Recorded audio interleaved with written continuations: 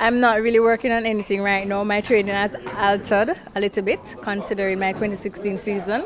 So Stephen Francis has definitely been, putting things in place to have me be able to compete in 2017. And of course, I have to ask you a little bit about is it the toe that would have affected you big time last year. And even though you're still able to pick up bronze at the Olympics, tell us about that. I mean, I had the toe from 2014. It just got really bad in 2016. And I think what it taught me is just being patient. And I wanted 2016 so bad that I was just pushing through the pain and I was giving myself any time to rest because I thought I was losing time. Instead, I was hurting myself in the process. But at the end of the day, and I mean, that's what life is. You want something, sometimes you push through pain. And I think that's a Jamaican thing as well.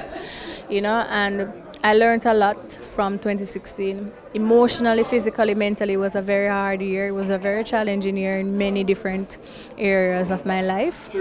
And I think I overcame. And I think this year I am a lot stronger and fearless. And just hoping that and wishing that 2017 will be a better year no matter what happens.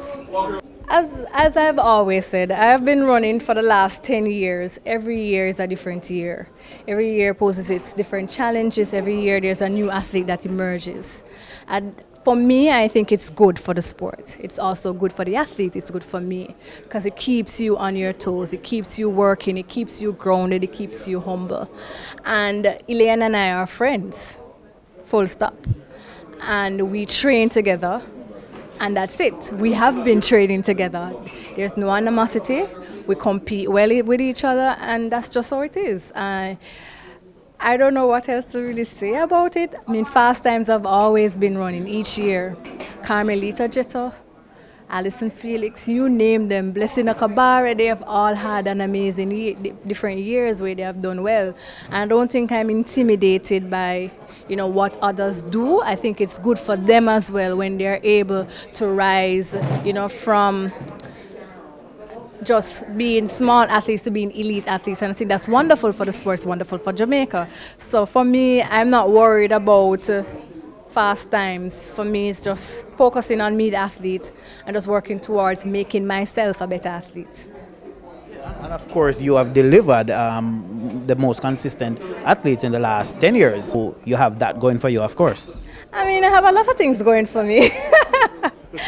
But I mean, I'm not that deep into track and field, to be honest. I'm not that deep into the statistics and everything. I just am really excited about the opportunities that I get to compete, the opportunities that I get to train hard and to just work hard. And I'm one of those persons who I'm very fearless, right? And I'm very faithful. So I just work on the track and I run on the track. And I just let everything speak for itself.